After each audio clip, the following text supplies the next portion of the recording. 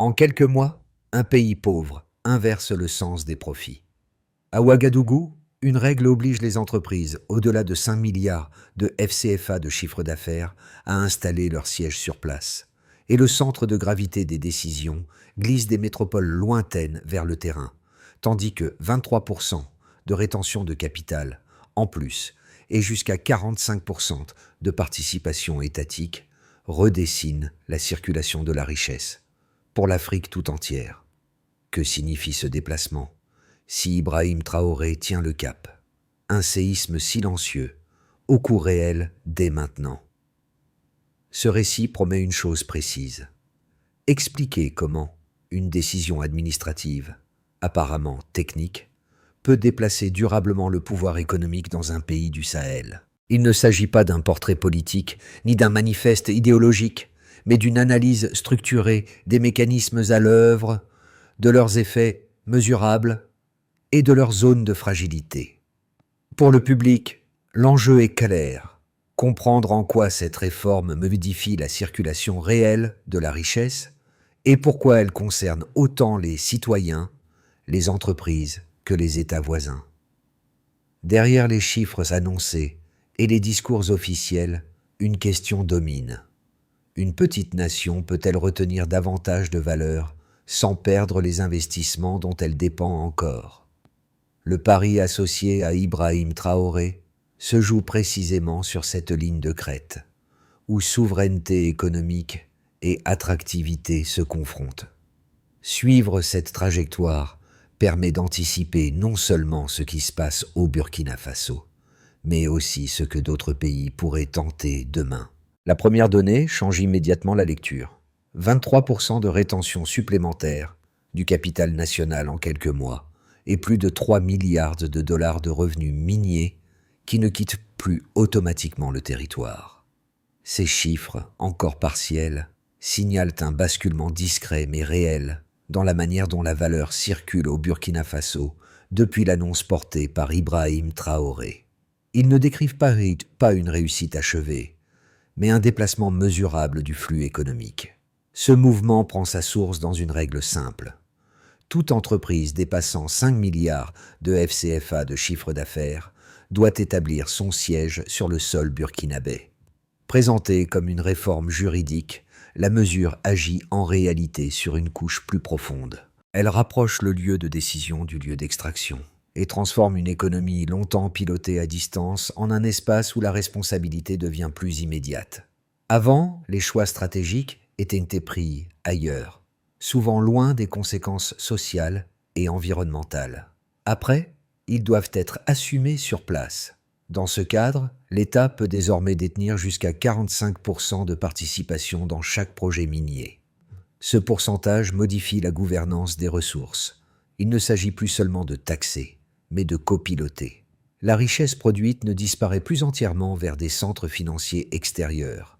Elle commence à alimenter des réseaux locaux, budget public, chantiers d'infrastructures, services et formations.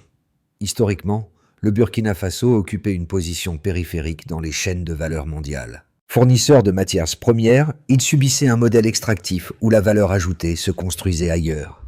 La réforme actuelle ne renverse pas d'un coup cet héritage, mais elle en corrige un angle mort majeur, l'absence de présence réelle des décideurs économiques. En obligeant cette présence, le pays modifie les incitations, les coûts et les responsabilités. C'est ici que la question ouverte en introduction trouve son premier éclairage. Le pari associé à Ibrahim Traoré ne repose pas uniquement sur un discours de souveraineté, mais sur un mécanisme concret, retenir une part plus juste de la valeur produite, sans rompre brutalement avec l'investissement privé.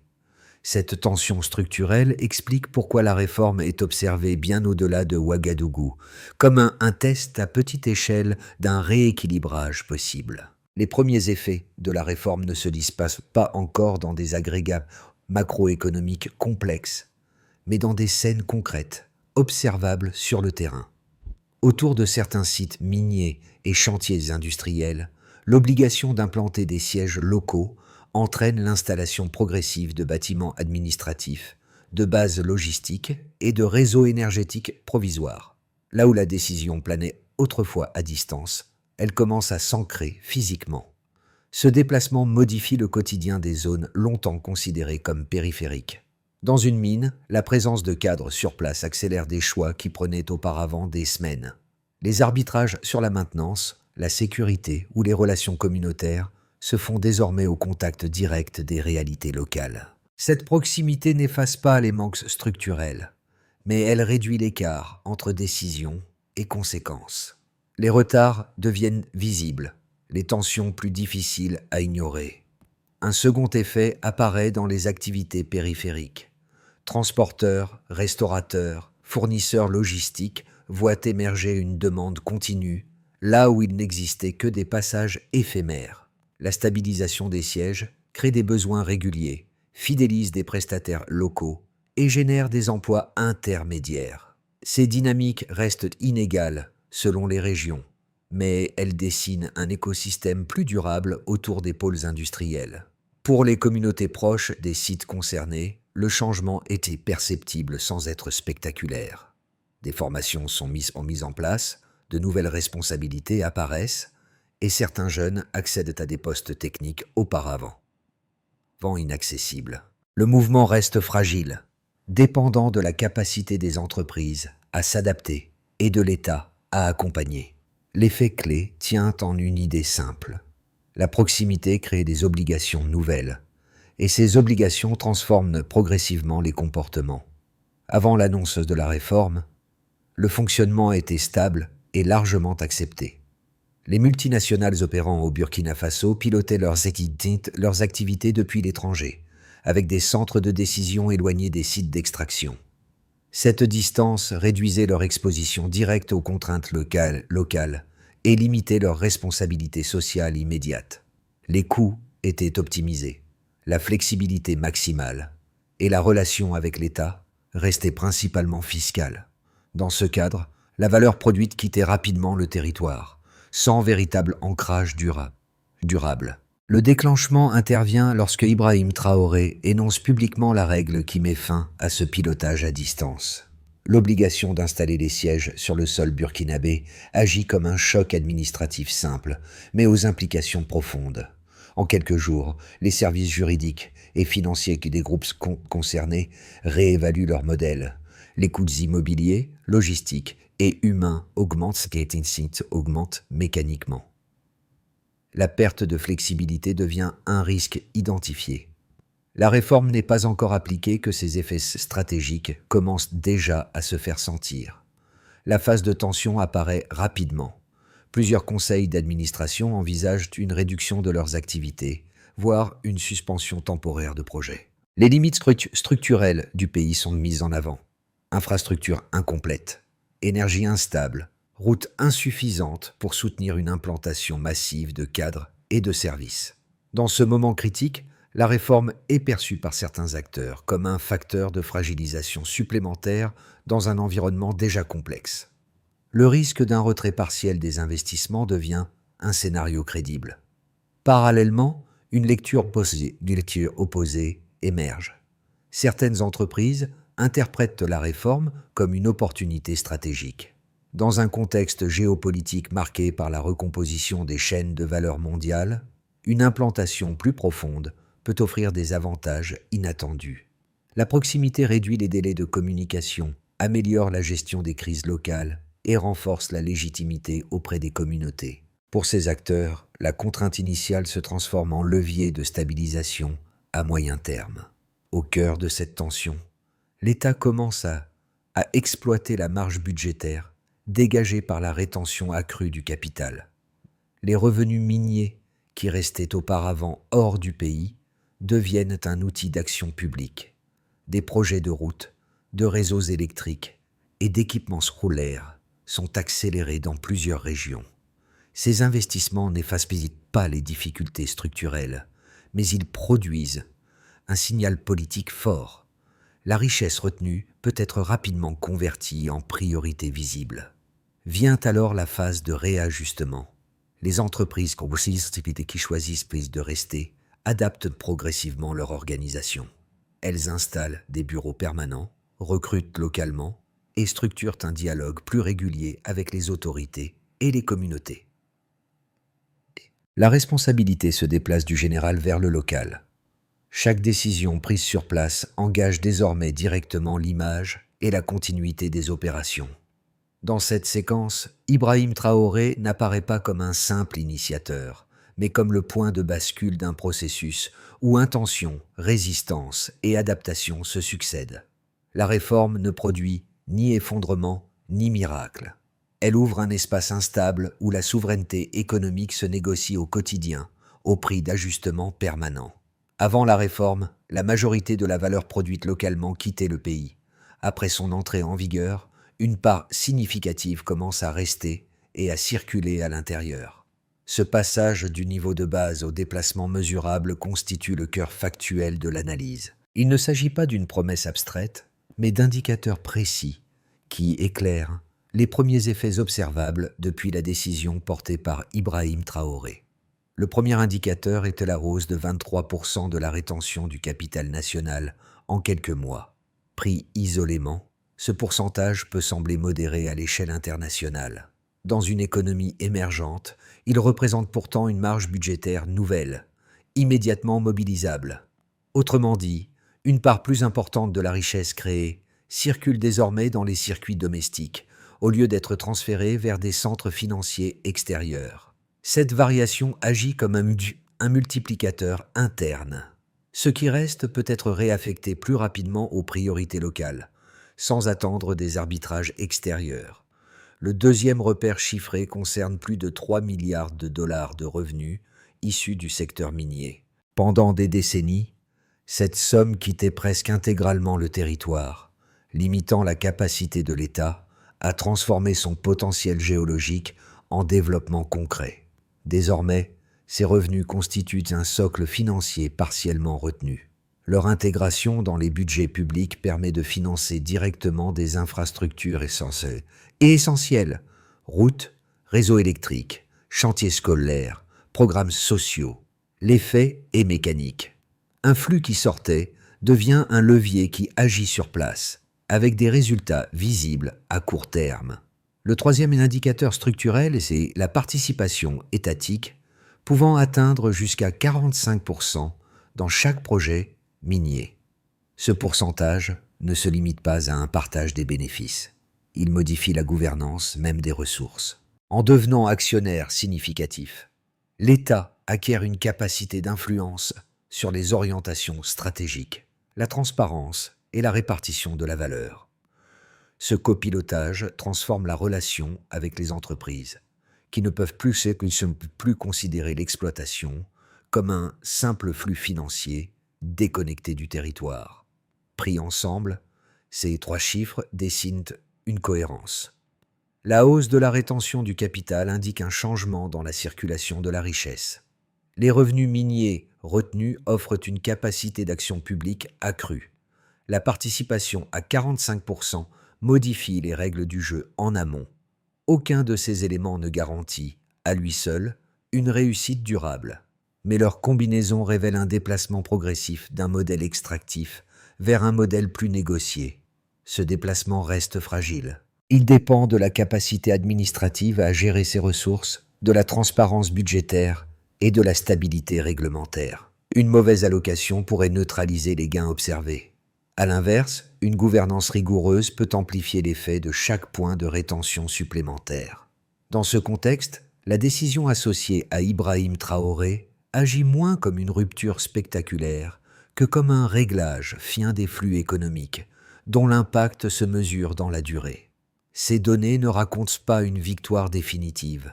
Elles montrent un pays qui cesse d'être uniquement un point d'extraction pour devenir un espace où la valeur peut être captée, orientée et partiellement maîtrisée. C'est précisément ce déplacement chiffré qui alimente le débat actuel entre prudence des investisseurs et affirmation d'une souveraineté économique pragmatique. La première lecture critique s'appuie sur un raisonnement cohérent. En exigeant une implantation locale des entreprises dépassant 5 milliards de FCFA de chiffre d'affaires, le Burkina Faso augmente mécaniquement les coûts opérationnels. Bureaux, logements pour les cadres, logistique énergie, conformité administrative. Tout devient plus lourd dans un pays où les infrastructures restent incomplètes. Selon cette analyse, certaines multinationales pourraient même réduire leur exposition, différer des projets ou privilégier des juridictions perçues comme plus flexibles. Le risque redouté est clair: une fuite partielle des investissements, un ralentissement économique et une pression accrue sur un tissu productif encore fragile. Cette critique souligne aussi un point sensible. Une réforme ambitieuse, si elle n'est pas accompagnée d'améliorations rapides des routes, de l'électricité et des services, peut déplacer le problème sans le résoudre. Les opposants estiment qu'en l'absence de ces conditions, la souveraineté économique affichée pourrait se transformer en contrainte coûteuse, pénalisant à la fois l'État et les entreprises. Dans ce scénario, la perte de capitaux étrangers l'emporterait sur les gains liés à la rétention de la valeur. La seconde lecture propose une interprétation inverse, tout aussi structurée.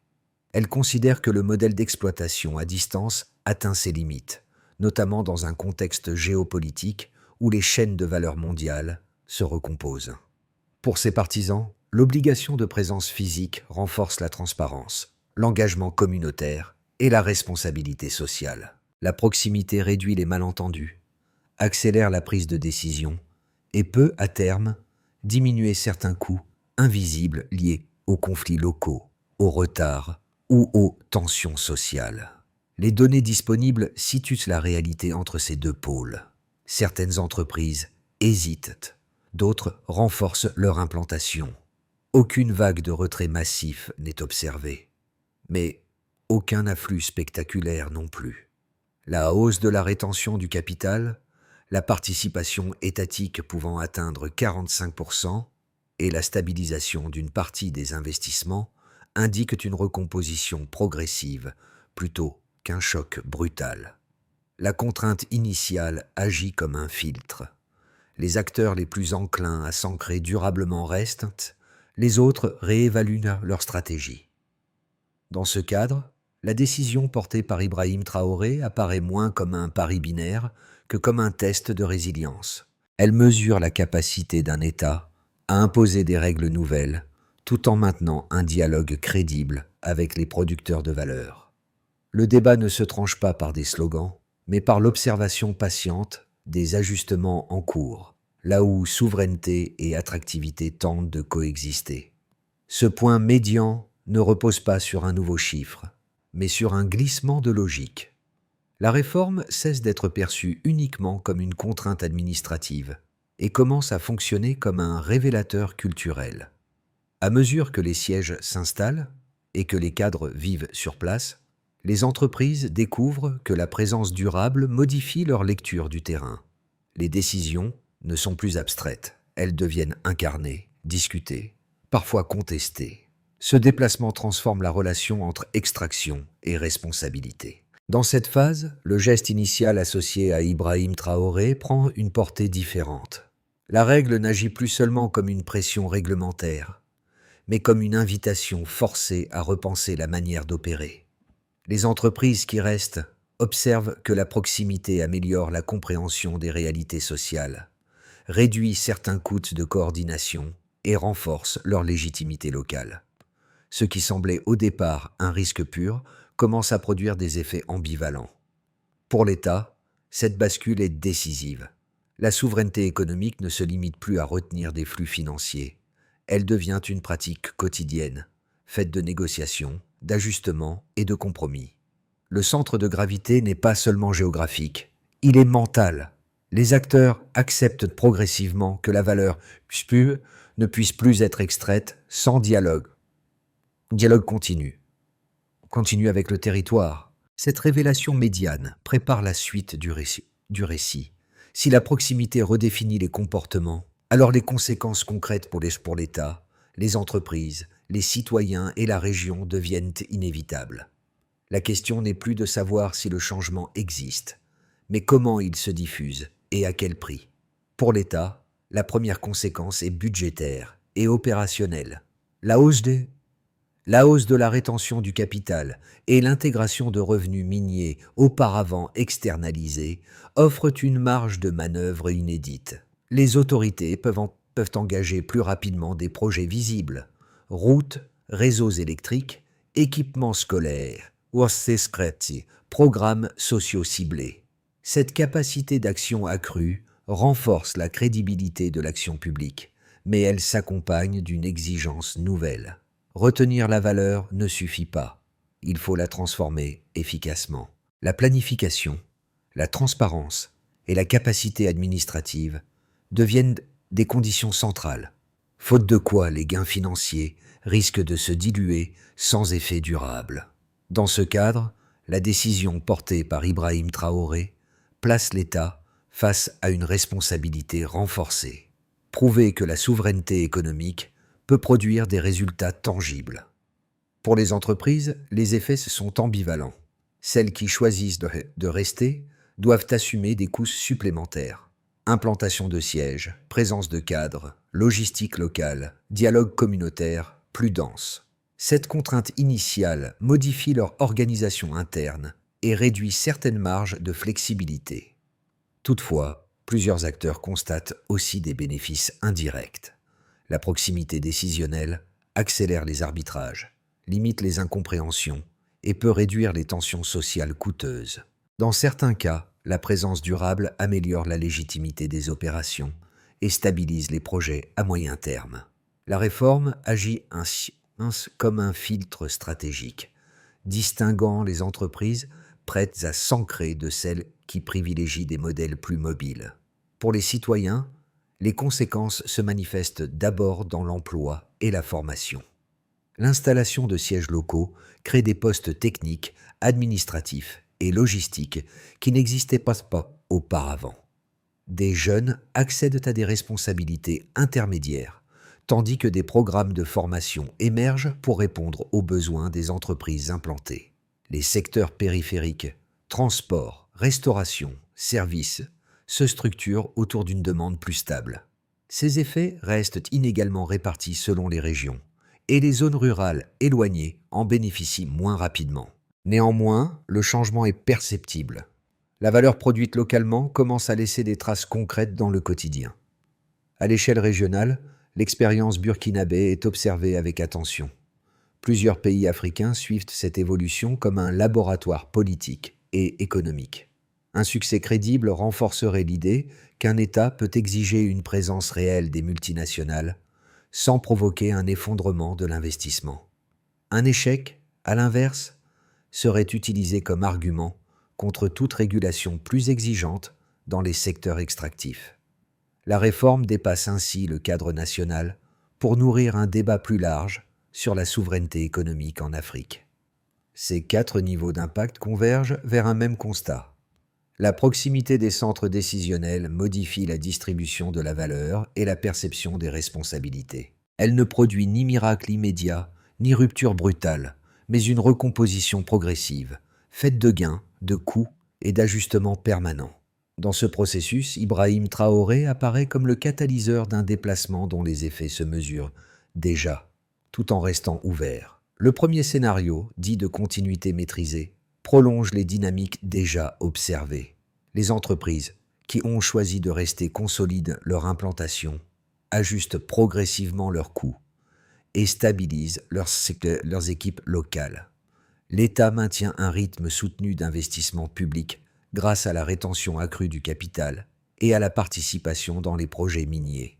Les limites structurelles persistent, notamment en matière d'énergie et de transport.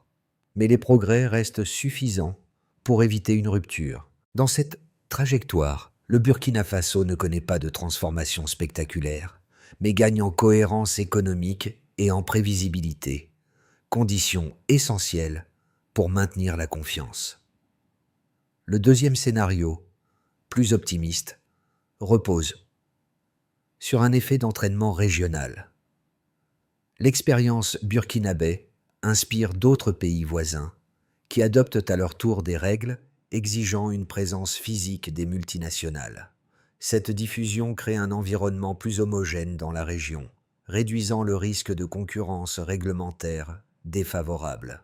Les entreprises intègrent ces exigences comme une nouvelle norme africaine et investissent davantage dans des infrastructures durables et dans la formation.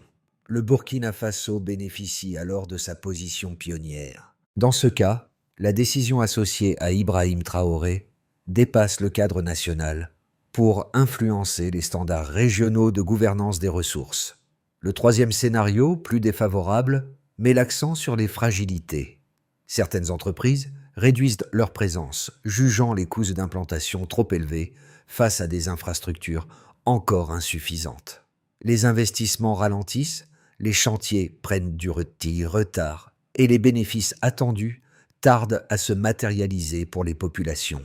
Les tensions sociales peuvent alors s'accentuer, alimentant les critiques internes contre la réforme.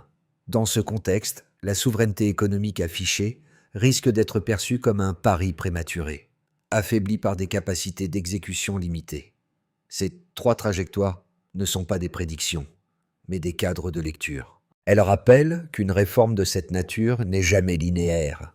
Une recommandation de pensée s'impose: considérer la souveraineté économique comme un processus conditionnel, dépendant autant de la capacité à retenir la valeur que de l'aptitude à instaurer un dialogue stable avec les acteurs qui la produisent.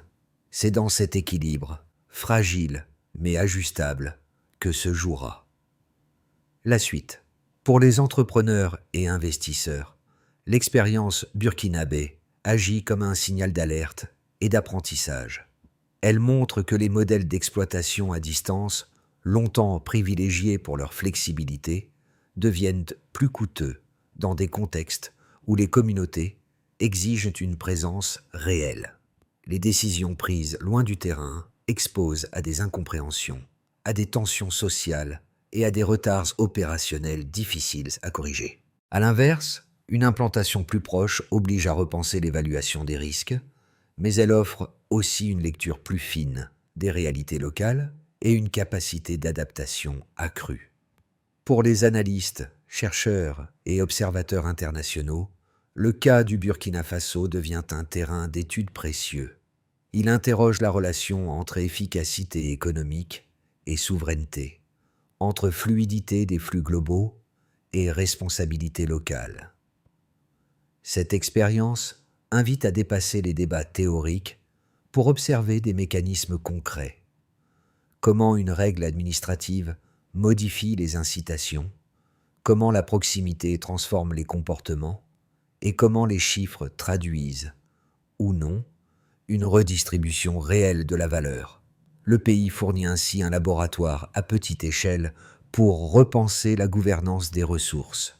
Pour les citoyens intéressés par les enjeux économiques, le récit révèle que des décisions apparemment techniques peuvent avoir des effets tangibles sur l'emploi, la formation et le quotidien. La circulation de la richesse n'est pas abstraite. Elle conditionne l'existence de routes, d'écoles, de services et d'opportunités professionnelles. Comprendre ces mécanismes permet de porter un regard plus critique sur le rôle de l'État et sur les attentes placées dans les entreprises qui opèrent localement. Ces trois publics partagent un point commun. Chacun est confronté à une même interrogation. Jusqu'où peut-on rapprocher les lieux de décision des lieux de production sans rompre l'équilibre économique? L'expérience burkinabé ne fournit pas de réponse définitive, mais elle offre des repères concrets pour penser cette tension.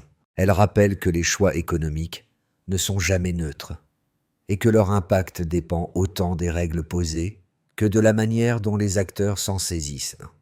Pour transformer une réforme ambitieuse en trajectoire durable, plusieurs leviers doivent être activés de manière coordonnée, chacun associé à un acteur précis et à des critères mesurables. Sans cette orchestration, la rétention accrue de la valeur risque de rester un potentiel inexploité plutôt qu'un moteur de transformation.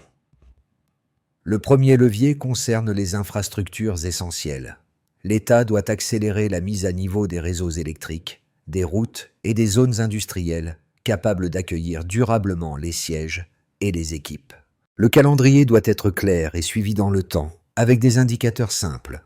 Capacité énergétique ajoutée, kilomètres de routes livrées, espace administratif opérationnel. Ces investissements conditionnent directement la capacité des entreprises à rester et à se développer. Le deuxième levier porte sur la formation technique et professionnelle. Les ministères compétents, en partenariat avec les entreprises implantées, doivent créer des programmes ciblés pour former techniciens, superviseurs et cadres intermédiaires. Le succès se mesure au nombre de diplômés, au taux d'insertion locale et à la progression des compétences dans les régions concernées. Sans capital humain, la proximité décisionnelle perd son sens. Le troisième levier vise la stabilité du cadre économique. Il s'agit de garantir des règles lisibles, cohérentes et prévisibles, combinant exigences de souveraineté et incitation pour les acteurs engagés. La durée de traitement administratif, la constance réglementaire et le volume d'investissement maintenu deviennent des signaux clés pour les entreprises.